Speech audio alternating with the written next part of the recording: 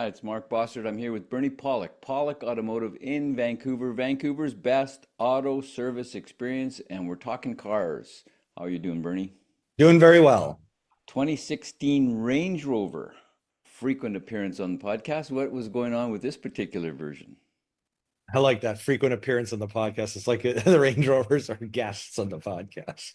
Hi, Mr. Range Rover. Anyhow, what was going on with this thing? These things have a very fancy gear shifting knob to put it into drive and reverse, and that unit was malfunctioning from time to time for the client. So brought it in, we diagnosed it, found that the actual unit, the knob that you turn, needed to be replaced. So, based on what your research, is this a fairly regular occurrence with these, or is this a rare occurrence? Well, it's the first one we've fixed in our shop, but I'd say it's not entirely rare. I think it happens on other vehicles. All right, let's go right to the pictures. Here's today's guest. There's today's guest. Yep. Lovely looking And Range Rover. so there's our vehicle. We could just get right into the component replaced. So this is sort of a view looking down on the center console. And if you see it sort of at the midpoint, yeah, you got it marked there. That's the shifting knob. It sits flush when the key is, yeah, you can see there the key's off. There's no power. That knob sits flush. As soon as you turn the key on, the knob raises up about an inch or so you can grab it and twist it. You know, it's a complicated piece of electronics and machinery, a combination of both.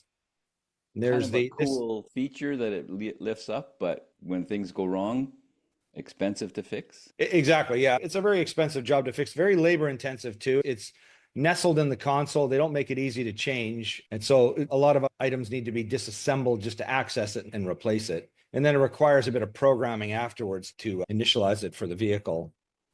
This is one of the side console panels that we had to remove. My technician was commenting, look at all these clips on this thing. And I just thought to myself, this is why when you buy a Range Rover or a lot of fancy European cars, you're paying a lot of money for the car because you've got really tough construction here. This is slammed together with a lot of clips, holds it in place. It's not going to creak. It's not going to rattle. It's a lot of work to take it off. But, that's the quality you're paying for. I was going to say, such as other brands like Teslas, which are known to be kind of their quality is in certain areas of their driving, and their EV technology is state of the art, but their assembly is not. That's why you pay the big bucks for a Range Rover. So what do we have here That's then? the back side of that unit. And then we have the side view of the unit as well. This thing's very heavy, actually. It probably weighs a couple of pounds. There's a lot of metal and material inside there, and the motors are robust. And if you look here on this picture, you can also see that side panel. It's kind of just beside the seat. Right here.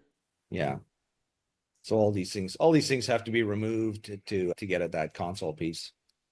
A bit fiddly, finicky work, but very important because if your car doesn't shift, it don't go. They don't go. Yeah, exactly. So sort of a simple podcast for a complicated repair. Expensive repair because of the hours that it takes. For the hours and the parts expensive too. Like most things, on Range Rover, you'd expect a component like that to be expensive. It's very complicated. Yeah, it is. Yeah, there's a lot to it. It's amazing with some knobs. We could do another podcast on others, but I've seen some other, knobs for radio dials, and they're multifunction knobs. And if you have the radio on, it'll turn like 10 notches. But if you have it on the air conditioning system, it'll only turn 5 notches. And it's all electronic. It's amazing engineering. Until something goes wrong. So something goes wrong, and then it's like, mucho bucks. All right, so if you're looking for service for your Range Rover in Vancouver, BC, Canada, the guys to see are Pawlik Automotive. You can reach them online at pawlikautomotive.com. You can book your appointment there, and there's hundreds of videos on there, literally hundreds and hundreds of videos. We've been doing this for 13 years, all makes and models and types of repairs. If your car has an issue, you'll probably find us if you do a search in Vancouver. Pawlik Automotive. You can also call them at 604-327-7112 to book your appointment.